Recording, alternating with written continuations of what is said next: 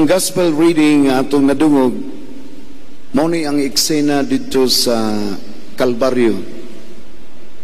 Makita nato nga si Kristo makaluluoy na kayo, nagkadugo ug hapit na mahubsis dugo, makaluluoy kay siya og kahimtang. Pero sa krus makaigsunan, klaro kayo si Kristo nagpabilin nga maluluyon. Makaluluoy siyang tan-awon pero nagpabilin nga maluluyon. Gisinggit-singgita na siya sa mga tao, bisag luya na siya, pero wa gi kasuko. Nagampo pa siya sa iyang amahan, Father, forgive them, for they do not know what they are doing. Nay gitlansang sab nga kawatan, nagpakiluoy sab sa makaluluoy ng manunubos. Hinumdumin taon ko kung maghari ka na. Ug nitubag ang makaluluoy pero nagpabilin nga maluluyon nga Ginoo. Karon uban kanako sa paraiso. Kanindot sa makaluluoy nga Hesus nagpabilin nga maluluyon. Sa atong nadungog nga gospel, nakita ni Jesus ang iyang mama. Sakit na, painful na kayo ang iyang sitwasyon. Pero nakita niya ang iyang mama uban sa mga mata sa kaluoy. Asa ka padung si Maria, ang iyang mama, human siya mabugtui sa ginhawa. Sulti sa ubang mga Bible scholars nga byuda na si Maria pagsugod og public ministries tong Ginoo. Nasugod sa pagwali ni Jesus sa iyang bunyag, wa na makit-i si San Jose. So most probably patay na si Jose. Unya naluoy man ang Ginoo sa iyang inan. Asa siya padung? Manang gitugyan si Maria ngadto ni John, the only apostle present sa crucifixion. Babay, ania ang imong anak. Tutok siya ni John, ania ang imong inahan. Ug matud pa ni Saint John nga nagsuwat sa atong ebanghelyo karon, ningon siya, ug sukad ni atong adlaw, Birnis Santo, gipatipon og puyo ni John si Maria sa ilaha. Si John ay nagpakaon, nagatiman ni Maria. Bunga ni sa kaluoy sa anak para sa iyang inahan. Himatyo na si Jesus, pero nagpabilin siyang other-centered. Kay mao man ni ang gugma, mututok ta sa panginanglan sa uban. Ug si John wa gyud mo dumili. Gidawat gyud niya si Maria, giisip niya si Maria nga iya nang inahan. Si Maria sa tibok niyang kinabuhi, recipient sa gugma, gikan sa iyang anak o gikan sa mga tao nga nasuod niya. Munang si Maria dili siya stranger kung maghisguta og pagkamatinabangon. Kay siya mismo nakasinati sa tabang sa gugma gikan sa uban, sugod sa iyang anak ug sa mga tao nga nag-aliraw niya. Muna si Maria nakakaton gyud niining nindot yung kaayo nga commandment sa atong Ginoo, love one another. Ug si Maria mismo nagpadayag na nianang iyang gugma sab alang sa uban. Ug si Maria atong kadangpan, labi na kung naatay mga bugat nga mga suliran sa kinabuhi.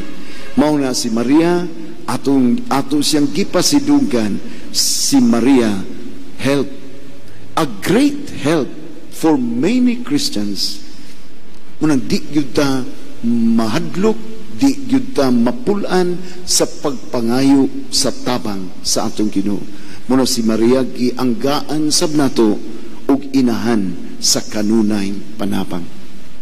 Sa mga tuig nga ako na pari, di ako nagsugod og kanang appreciate sa nagpalawom ug maayo sa atong Marian devotion. Kay primero na kong assignment sa San Nicolas. Kauban ako si Bishop Leo Tumulak. For 5 years, nag-uban-uban ko ni Bishop Tumulak sa pangalagad sa mga daghang pobre sa San Nicolas. Labi na ka ng Sawang Kalero ug Dulho. Daghan kay mga pobre diha.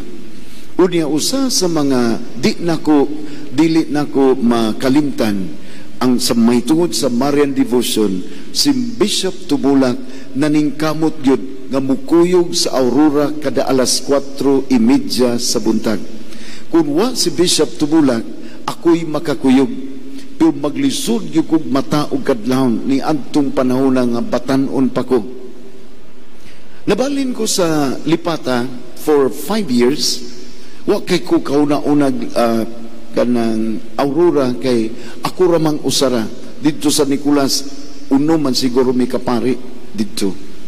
Pag abot na kong lutupan, for 10 years, di ako namalandong sa akong kagahapon sa batanon pagkumpari nga mag-Aurora si Bishop Tumulak. Nakasugod kong Aurora kada kadlawon. Last 2 years na ako sa lutupan. Nag-edad na ko mga 40 naman siguro adto. Unya di ako nagsugod og Aurora kada kadlawon for 2 years. Why laing makapuli kay ako nalay pari dito. Kaya ang akong assistant gihimo ng parish priest sa nearby barangay nga gihimo parokya ang Cantabaco. Hangtod nabalin ko sa Pardo. Nagsigimig Aurora kada kadlawon. Hangtod nibalin ko Sibunga. Ug nagsigimog Aurora. Pag abot na sa 3rd year na ko sa Sibunga, ang akong assistant nihangyo nga ako nalay mo Aurora padri kada adlaw kay aron makapahuway kag taas-taas. Nagsigimig Aurora ning mga parokya pero makaigsunan pagkanindot tungod kay bisa pag naay mga bugat nga pagsulay sa kinabuhi sa parokya, klaro kayo nga dunay intervention from heaven. Nas Maria nga nag-uban. Sa dito na ko sa lutupan, usara gyud ka bagyo ang niigo dito. Napo ko katuig kapin. Pag abot na ko sa Pardo, Aurora mi kada kadlawon. Sa lutupan mo abot mig mga 600 mangmata og sayo. Sa 4 o'clock, 4:30 mag-Aurora, 5 o'clock ang misa. Sa Pardo, Aurora mig 4:30, misa alas 5. Ang muapil Aurora mga 900. Puno-puno ang karaang simbahan sa Pardo. Niabot tong bagyong Yolanda. Usara ka bagyo ni igo sa Pardo ni adtong panahon ako sa Pardo. Pagkakusog, mandawi kusog kay itong Yolanda.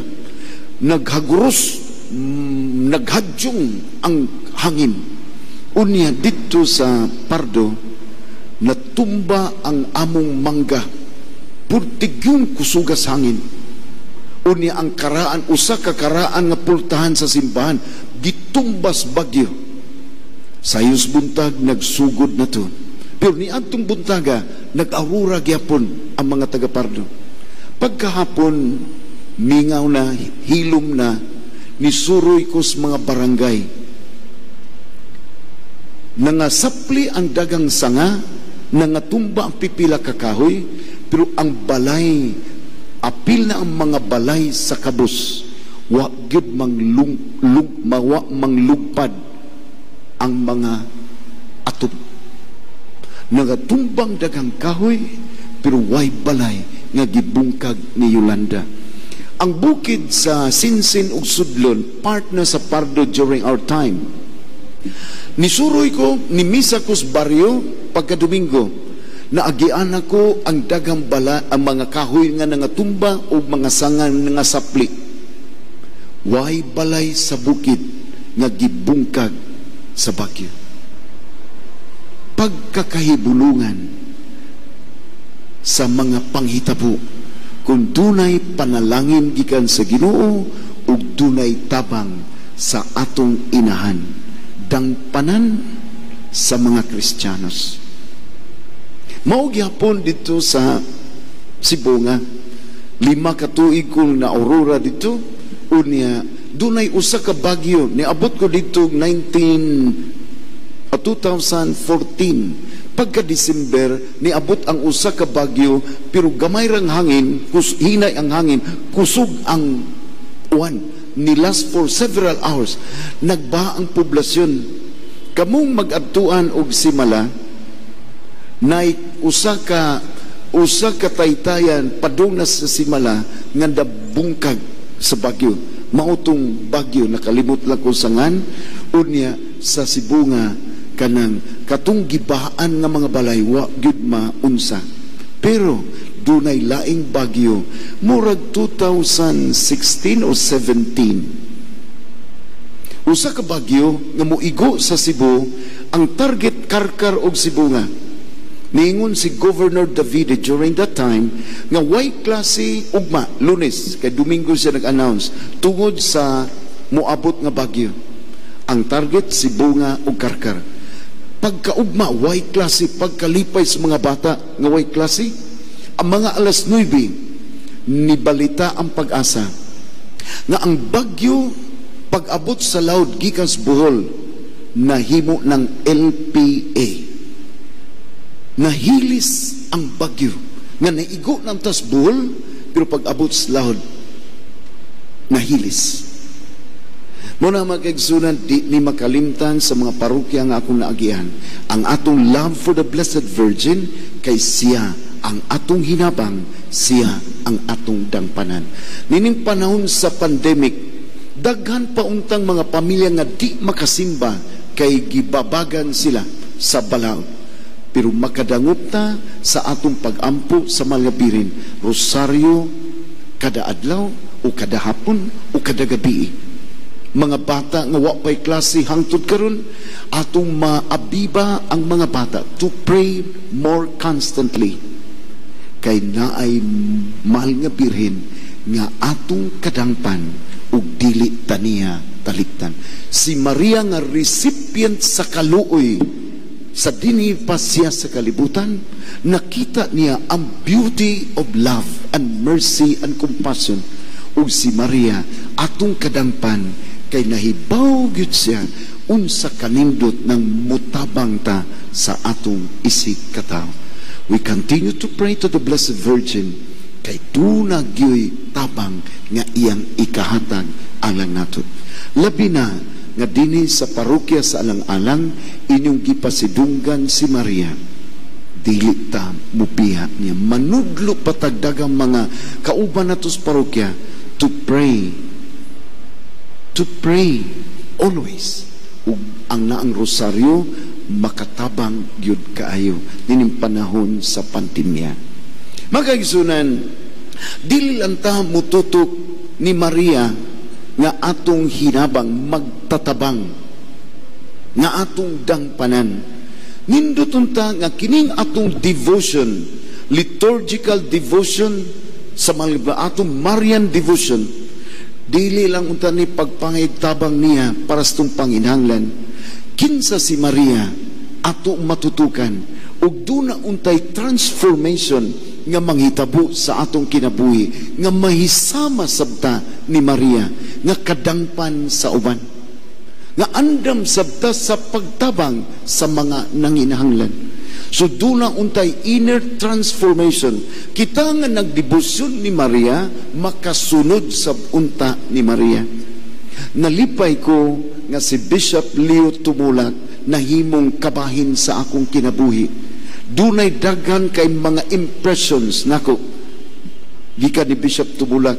Batanon pa kumpare ug napilit gini siya sa akong kasing-kasing. Bagyong Ruping dito ko sa Nicolas Santo, nagsugod mi og guba sa karaan nga kisami og atop, kay busluton natong atop, karaan na kaayo nga sin. So nagsolicit ang pastoral council og amount gikan sa lain-laing mga parokyano aron makulorof namo ang simbahan. Mao ni usa ka simbahan nga primero, usas mga primero ni gamit og color roof way back in 1989 man siguro to. Unya niabot ang roofing halfway na may sa among pag-renovate sa simbahan. Gikan sa pultahan, main door, padung nas altar. Nausab na ang atop. Wa pa'y kisami. Ni gasto nagdako. Niabot man ang roofing. Gitangtang ang among roofing. Lagpot ang uban. Kamuso ito sa San Nicolas, kanang Advance Pasil. Nalagpot ang ubang atop. Tag-as gud kay ni. Niabot pas tabuan. Pagkakusog sa bagyong roofing. Guba gyud ang among gitaod nga sin. Pagkaibaw ni Bishop Tumulak the following day nga naguba ang among gitaod na once nasagbuyo siya naguol. Pero pagkaibaw niya nga daghang tagasawang kalero lahus sa dulho mga balay nga gitangtangan sa ugatop, mas naluoy si Bishop Tumulak. Dunay standby nga kwarta 200,000 pagtiwas sa among roofing. Gikuha niyang pundo sa pastoral council o gihurot niyang palit og nipa pahod. Gikan sa bol, sus napuno ng plaza sa San Nicolas og mga nipa nga atop. Kay temporary nga iatop sa mga balay na nangaguba ang atop. Diha ko na impressed ug di gyud ako ni kalimtan. Ang atong love for the parish, ang love for the church, ma-extended gini o mapasa gini sa atong love for people, the real church. Di gyud nako kalimtan nga bisag katong kwarta para sa simbahan nga physical structure gigamit alang sa mga tao nga niadtong simanaha pila ka adlaw nga wa sila'y atop. Nag-order pasbol, niabot pa itong pila ka adlaw, una niabot ang mga nipa. Makaigsunan si Maria nga mutabang kanunay, ato untang masunod, andam sabta sa paghigugma o pagtabang sa atong isikataw, sa atong mga silingan nga naa sa kahintang sa kalistanan. Nining panahon sa pandemic, katuntang mga arang-arang, duna unta sila'y kadasig, paghatag og tag 5 ka kilo sa ilang mga silingan nga naas kalisod. Pag-abot nako sa Lipata, first assignment nako way back in 1992. Dagang mo duol nako, Padre. Muwam ko 500, dako na 500 kanito. Na uban 1,000, 2,000 kay na hospital, palitong tambal, bayran ako, Padre, inigpit sa 15, inigtapos buwan. Daghan kay nang huwam nako. Unya mahinumdum ang yung kuning love for the poor. Yan amo ko'y kwarta nga nabilin, extra money. Katun yung ko, nagsugod yung ko, pahuwam. Unya daghan kay nang huwam, wa gyud kabayan sa Lipata pa ko. Pero wa ko matagam. Pag abot na ko sa lutupan, mas grabe ang pobres lutupan kay nagsalig sila sa Atlas Mining, nasirado ang Atlas Mining in 1994, o niya na Paris Prisco 97. Wagay trabaho ang mga former Atlas workers. Pagkagrabe, nagkadaghan ang manghuwam kay way kwarta. Og nagsugod na pugo og panghagad nga mupahuam ko. Naama to'y Irap store kaniya to panahon ni Irap. Unya na ako'y kuop nga natuko dito. Gipapalit na ko tag 40 nga to 60 ka sakong bugas. Ang kuop diri sa syudad sa NFA. Unya mupahuam ko tag 5,000 sa mga selda sa BEC. Gamitan yung kwarta, palit mos kuop og bugas aron kamong silda, anak na mo mamalit sa inyong silda mismo. Pagkadako sa akong napawam ato. Nagkuha pa kong mga bibig dito sa Canlaon City, kay mag-produce unta mig itlog. para balot. Daghan tang gipahuam dito, but sad to say, wa mo click ang negosyo, ug wa sa ko mabayri. Niabot ko sa Pardo, nagsugod na pugog pahuam, nang loan ko sa Lama Cooperative 1 to 2 million every year, pahuam nga why interest, manghagad pa ko. Pero daghan po ang wa kabayad. Musamot yung ko kalkan si gabayad kong interest, niya di pa ko bayaran sa uban. Pero wa yung ko matagam. O maugya po ni ang akong gibuhat dito sa Sibunga. Karong Agosto, ako na pong sugdan dire sa Paknaan. Mutarget ko 1 to 2 million sugod sa August until September. Pahuam ko mga 10,000 mga ministers nga kabus, katikista, lectors ug samis nga nas kakabus. Tungod sa pandemic, dagang way trabaho. Mga habal-habal drivers nga wa pagyud ka negosyo sa ilang motor. Butarget ko 1 to 2 million sa next 2 months. Pagtabang sa mga naagyud sa kalisod. Naanad naman ko nga wa ko pamayri, kaning gipanghuam na ko sa previous parishes ug ako yung kwintahon mga 6 million eh.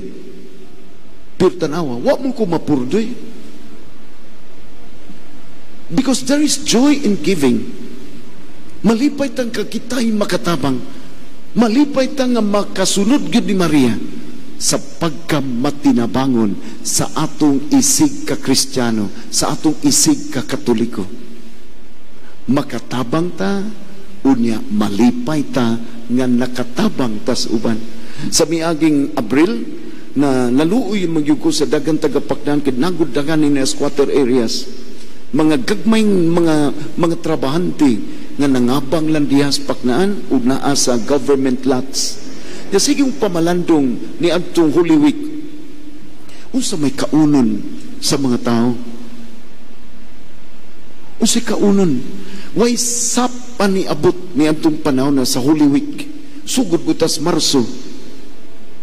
Nang loan ko sa Lama Cooperative og 700,000 pesos, gipalit na ko dito sa Nicolas na insik diya nga kailas mga pari, gihatod dito ang mga 300 kasakong bugas. Gidistribute sa tanang communities, tag 5 lang ka kilo. So nakatabang kay tos mga tao, pero ang 5 kilos, mga 4,000 plus families, sudra po tos 3 ka adlaw, 4 ka adlaw, hurot na po.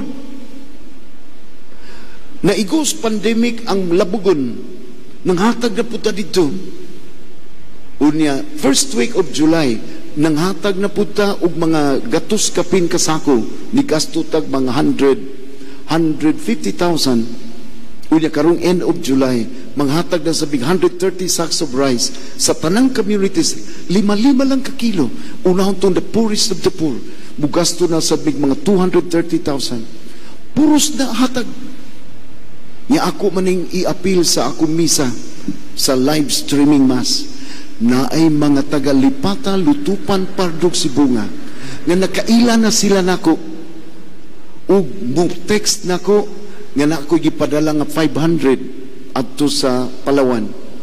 Nay gani gahapon na nihatag og 5,000 gikas Lipata. Dugay na kay kung nawa sa Lipata. Naamay mutabang kay nakakita sab sila sa kahimtang sa akong parokya nga dagang pobre, mga tao nga nakakatuna sa pagpadayag sa ilang kaluoy. Munang karong end of the month, sigurado ko nga makapalit ko 130 sacks of rice, makabayad ko ni 200,000 kapin, kay duna sa mga tao nga nakakatun sa pagtabang, sa pag di gani taga Paknaan, di Tagalabugon. Mupada sila kwarta, tugod kay naluoy sila, natakdan gyud sa mahal nga Birhen Maria. Pagkanindot, kung si Maria nga atong gipasidunggan sa kanunay, pagkanindot nga si Maria nga atong gipangayuan sa tabang, ug mutabang gayud, siya ato untang inspirasyon, may sama sabta ni Maria nga dunay readiness, dunay joy in our heart in reaching out sa mga naa sa kalisdanan. dili nato palabyon kining maong pandemic nga daghan pa nato nga mas nagkalisod-lisod pa nato. Doon na tayo little amount nga atong matabang. Ang nakanindot ron sa Paknaan, first time ni nahitabo sa akong kinabuhi nga nang loan ko aron itabang, unya first time po sila nakakita og pare nga naghimo ning programaha, unya ang gipanagaan dili pare ang nabuot, ang atong mga leaders sa 30 kapin ka communities. Ang nakanindot pa gyud kay dunay mga protestante, mga born again nga siging panaway nato ni dawat sa atong support.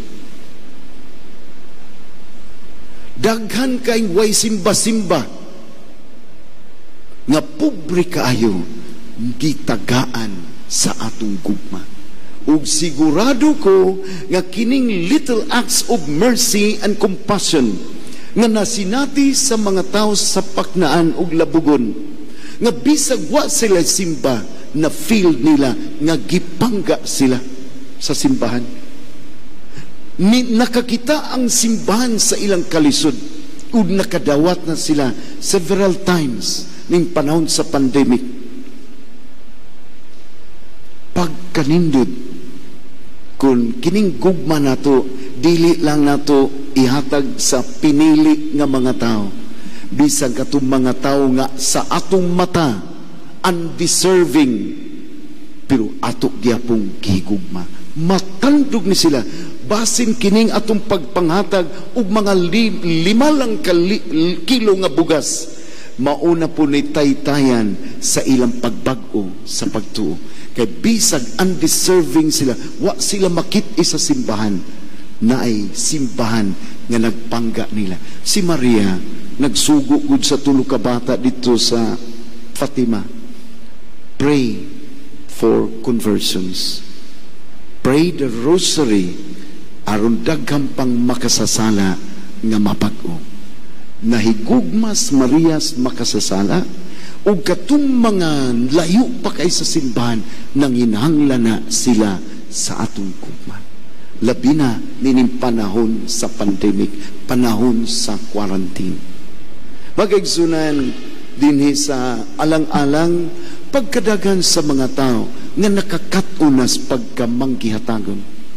Kining inyong simbahan nga purting ninduta karon pa ko kaanhi, karon pa ko kamisa dinis Paknaan, na impressed kay ko sa beauty of your church. Pero nahitabo ni kay daghang taga alang-alang ug mga silingan nga barangay nga sakop sa parokya, nagkat-on good for the past 34 years. Nagkat-on mo sa pagkamatinabangon mo nang nigawas, nilutaw ning simbolo sa inyong gugma. Padayunon tani kay ato maning pagsunod sa pagkamatinabangon ni Maria.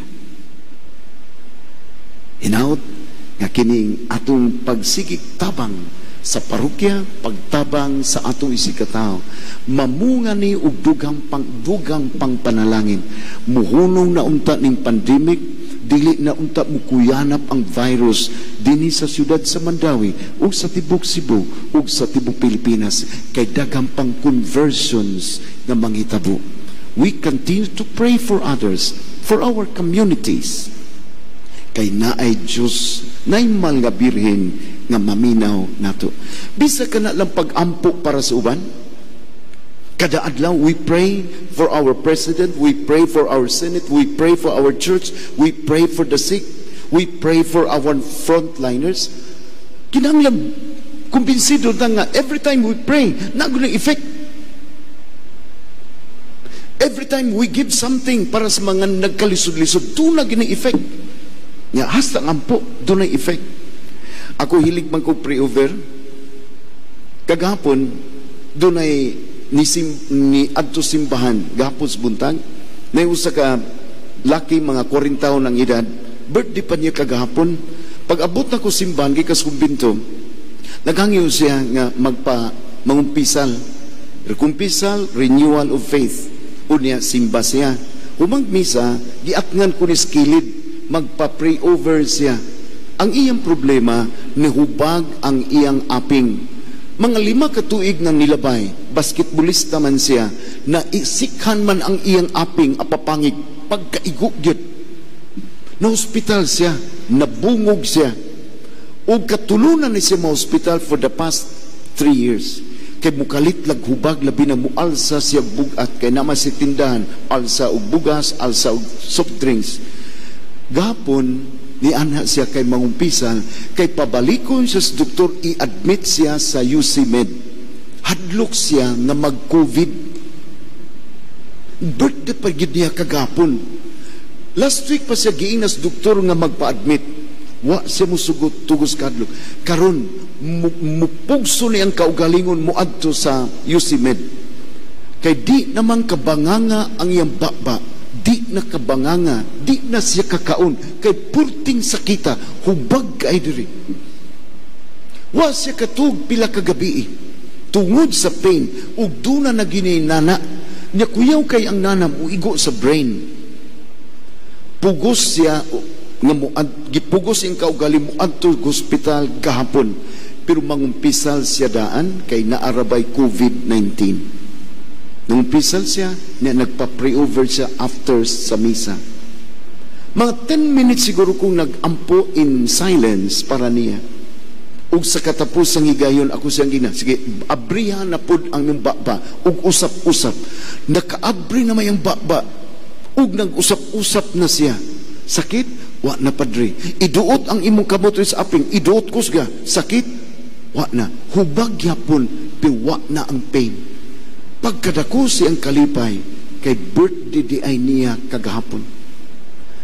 Ganinang buntag, nibalik siya simba. Wa ko kailan niya kay face mask man. Human sa misa, giduol na po ko niya, magpa-pre-over. Kay nibalik o gamay ang sakit. Pero lipay siya, gabi, nakatug na siya, ug nakakaon na siya, sugod kagahapon. Maunay kahibulungan. Kaya there is power in prayer. Faith is power. Ug mauni iyang girenew kagahapon. So every time we pray the rosary for others, for our country, believe nga doon na effect. Sa mga pari, o ako naimuhang nyo, mpandong ko, ampog yun. Na-effect. Sama atong nga lalaki, nga wa na siya madayon pagka-hospital. Sud lang sa 10 minutes. Yeah, every time we show our love to the needy, to the sick, do not unite effect. Mao na makaigsunan si Maria, atong inspiration. Kung siya ang dangpanan sa mga Kristiyanos, padulta niya. Unya matransform samta. Ar mahisama ta ni Jesus, mahisama ta ni Maria, nga mahimutang loving, mahimutang kanang maampuon, matinabangon para sa uban. Mauni ang practical dimension sa atong religious celebration, sa atong Marian devotion. Hinaut-unta nga kining pandemic, mahimo usa ka opportunity from the heavens nga maghimo pa nato nga more loving, more forgiving sa atong isig katawo. Sama gyud ni Jesus ug sa iyang ina.